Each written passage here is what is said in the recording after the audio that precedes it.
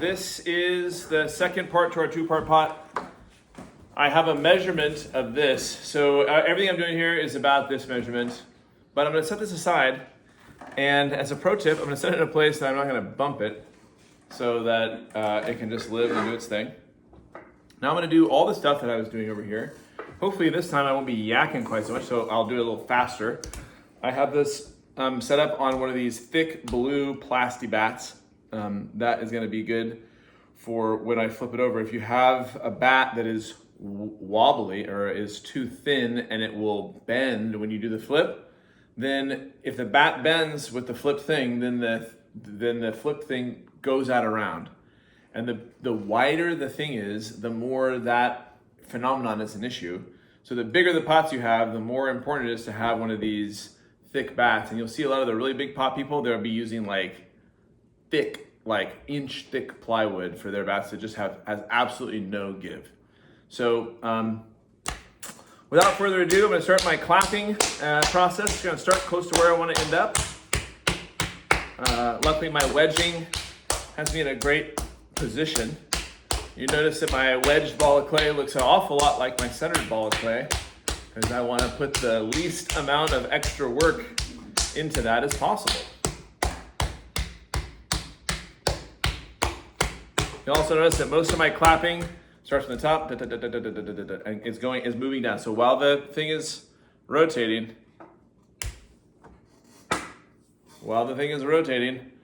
I'm coming from the top down to the bottom.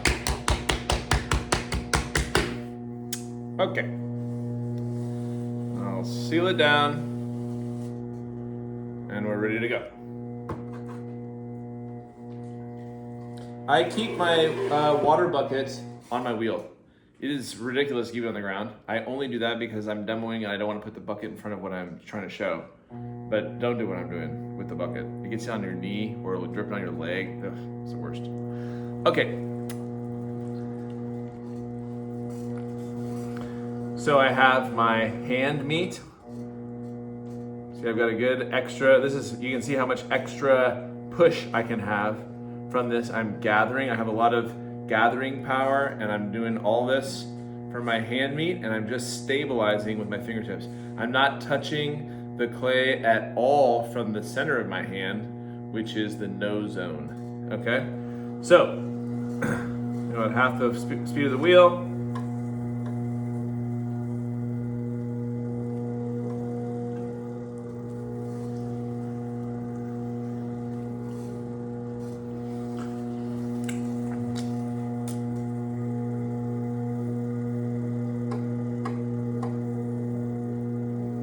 one thing you'll notice is my thumb here is up as I'm doing this, and this up thumb, if this starts going around, this up thumb will catch this crazy part and kind of bring it into command before the power part of my hand starts working on the clay. So that kind of up thumb stabilizing move can be helpful, especially if you have something that's like going really crazy and you need to like get back a hold of it.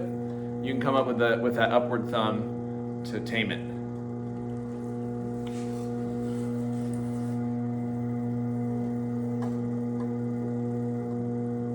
And if you notice you get a big twist or something weird going on here, don't hesitate to cone back down over this. That can be really helpful to kind of get out any of those essential problems that you might have.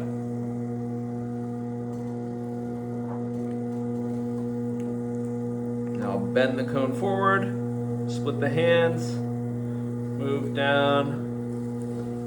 I'm pretty close to center. You notice that this is a little bit off on the bottom, but that's okay. I'm gonna make that better over time. The time is gonna start now. Oof. Like here, clay drip. It's the worst. So I'll make this a little bit better, but I'm only ever working, see how like whenever I'm touching the clay, my hands are moving. I'm never like, grrr. I'm always wanting to move, and I'd rather, if I have a problem that I don't like, I'd rather cone up out of it, come back down into it. It's always about moving my hands. If you notice your hands have stopped moving, then they've probably stopped being effective. So keep that in mind as you throw. Centering, opening, raising, shaping. I'm gonna now do the opening. My opening consists of starting to make a divot with my thumbs, finding the center, making a divot with my thumbs, then coming in with my sponge, opening as far as I can, and then this is kind of an exciting one because I get to open all the way to the bat. So here I've pushed as far as I can with my hand, and I'm like, oof, you know. And then I'm going to come back with get my raising position. Oops, stopped the wheel on accident.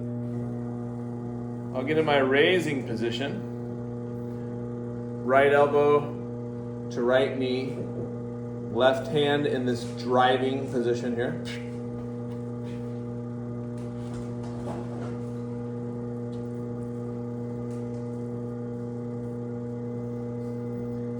And I'll drive down through all the way to the bat. This is nice, I don't have to worry about slowing down.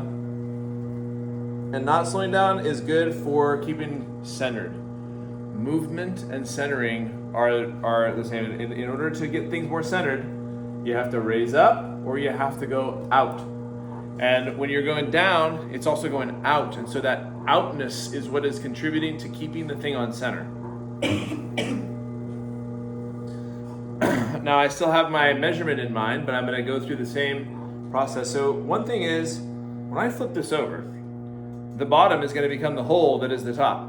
If my hole is only this big, I'm going to have a hard time getting my arm in there to do the things I need to do on the inside spot. So I want to make sure that my hole is about the size of my arm. And I don't have that quite yet. So in order to open this, it's going to be kind of challenging to open all the way down there. But if you take your same driving finger like you were doing, and you have your knuckle stacked over your knuckle, and your wrist stacked over your knuckle, and your elbow stacked over your wrist, and you come like this, now if you go like this, right here, if on the rim of the pot becomes a fulcrum. So now I can come here, and as I push down on this, it allows a lot more strength off the fulcrum because I have a lever where my arm is, and that this finger is pushing out on the fulcrum. So this is a really powerful opening move, and it opens both the top and bottom at the same time, which is a good centering move. So now I've opened that, and so that I have about an arm's width hole. You don't really ever need more than an arm's width hole unless you're making something really big and you have a whole different strategy. But in the context of a 50-pound pot, you do not really ever need to make the hole bigger. If it's a vessel, you know, if it's a potter, like a planter pot that's really open, you might consider a wider hole and stuff. But you know, for non-specialized vessel making, 4 inches, 5 inches, arm size. So centering, opening, raising, shaping. I got it open. Now I'll come back in and do my raising. No harm in adjusting your, you know, before you get going on a raise, just like I set up my body, if the cylinder's not quite right for me to raise on, I'll go in and set it up to do that raise. Okay, and I'll do the same strategy as last time, which is knuckle to knuckle, knuckle to finger, and finger to finger, in that order.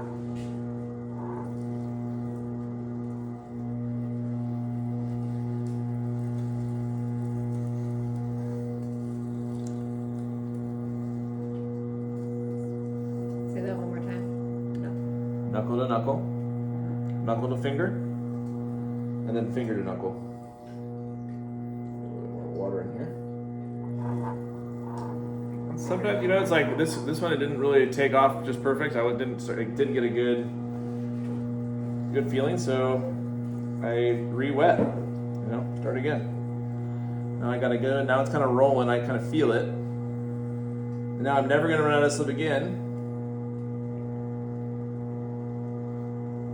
So I can focus on evenness.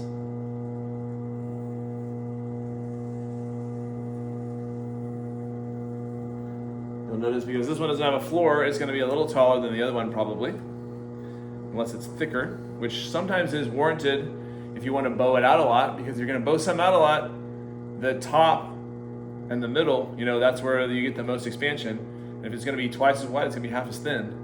So you need a lot of clay there. If you want to make something really wide, I've made stuff where I've made these connections up to 2 inches thick. If I want to get, like if I have something that is at this scale, if I want to make, say, a 100-pound pot that's like, say, 28 inches across, then the cylinders I'm working on here are going to be an 1.5 or 2 inches thick, very, very thick. So I've got my one raise, that was knuckle to knuckle. Now I'm going to do knuckle on the outside, finger on the inside. And I want to be careful that I don't get this out wider than that flange. And I can see that it's not, but I want to be careful.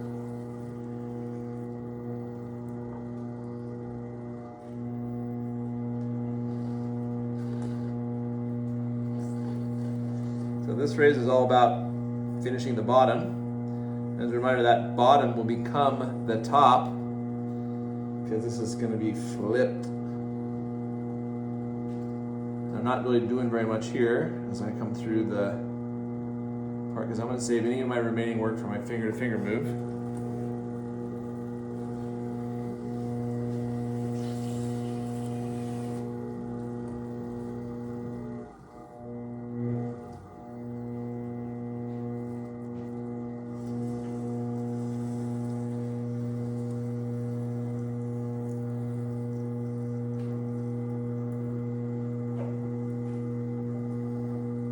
So generally this means a lot of kind of firm effort down at the bottom and then very little at the top. Now I'm into a stabilizing raise because this is as thin as I want it and I can feel the thickness as I raise through. So you can raise without thinning. The raise's purpose here is centering, stabilization. It's almost like applying a rib and making sure that there's not grooves and bumps and that we make it even. So now any of the unevenness that was in there, you can see how the rim got more, and maybe not in the videos as easily, but you can see how the rim got more and more wobbly as I did that stabilizing raise. Even though I didn't make it very, very much taller, I concentrated the problem. Now I got that funk. I can cut the funk off.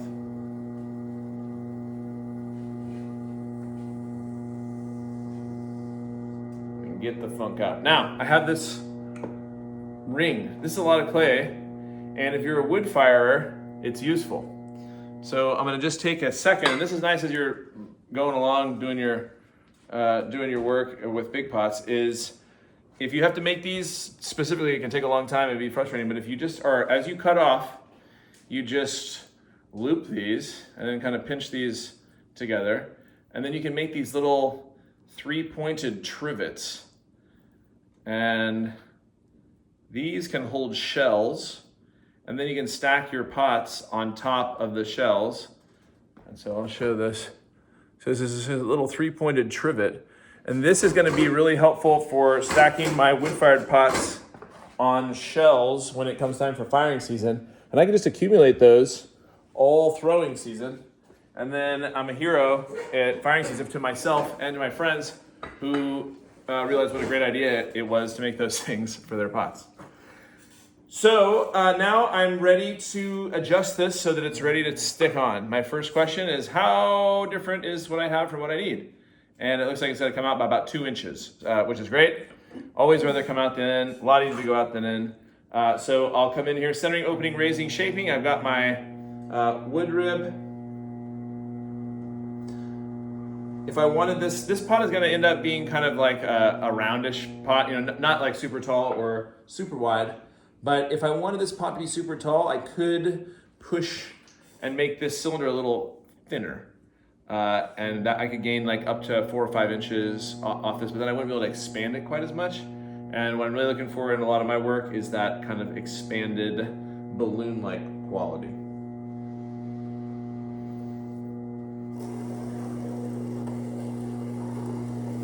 The other thing you see me doing is removing some clay here at the bottom, centering this, making this so that it's as stable and on center as possible.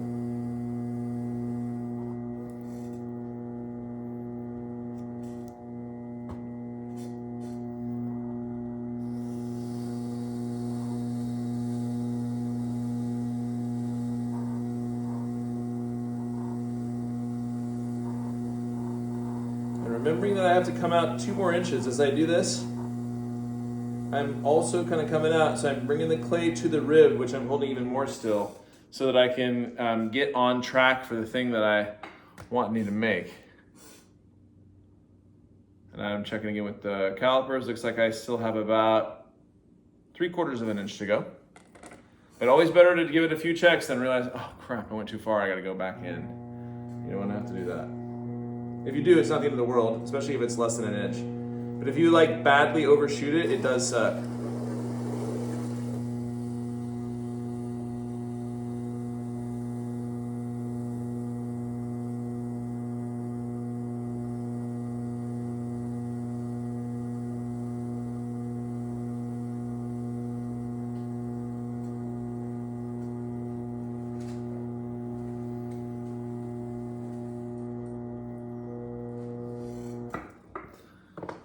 Probably pretty close here.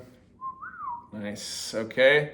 Now I just gotta adjust the rim. I'm gonna use my webbing of my fingers here to make a super round and civilized rim. I want that super round rim because it's gonna marry up to this super round and civilized flange that I have over here. And I don't want there to be any chance that it's gonna catch water or air. And I want it so that when I raise up through the flange, the raising action will push the air out. That's very important. So, come in with my water and with my little finger webs.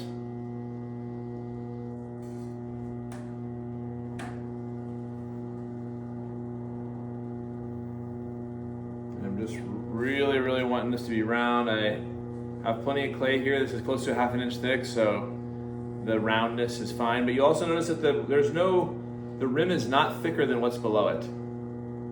That's very important, that the rim is just the end of the cylinder, and it's not, I generally object to rims on pots that are the same thickness as the pot, because you can see it. I want a little bit of extra thickness in the rim as a aesthetic thing, but this, I must not have that. It's very important that I do not have that, because that adds to the lump of clay that's in the union that you gotta deal with.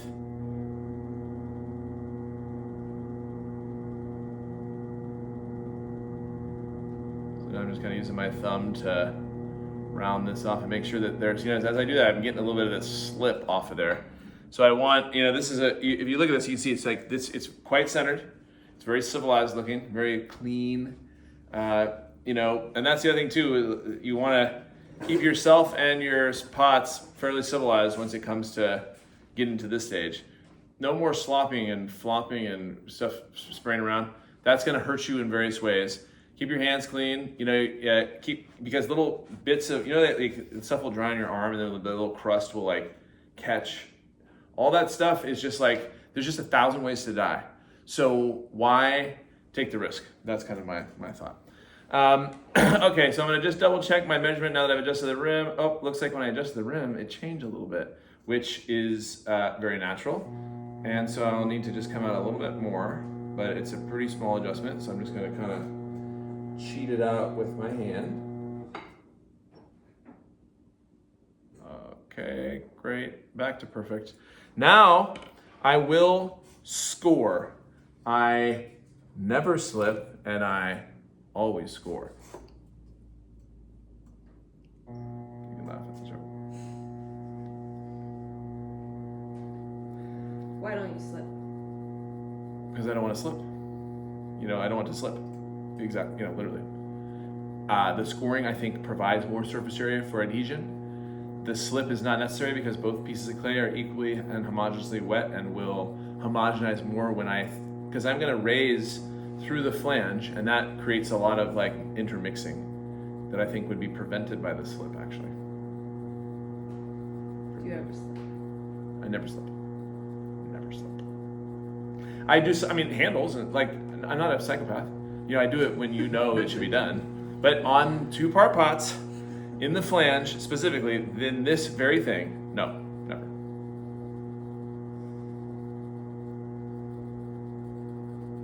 You also notice I'm doing a very good job scoring. I think I have underscored. Very few times have I had this union fail.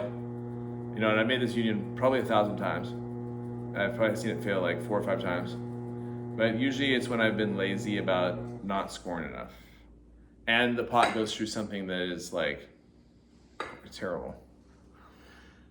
Okay, So I have my two parts and they are ready to stick together, and I'm gonna do that after a camera angle adjustment.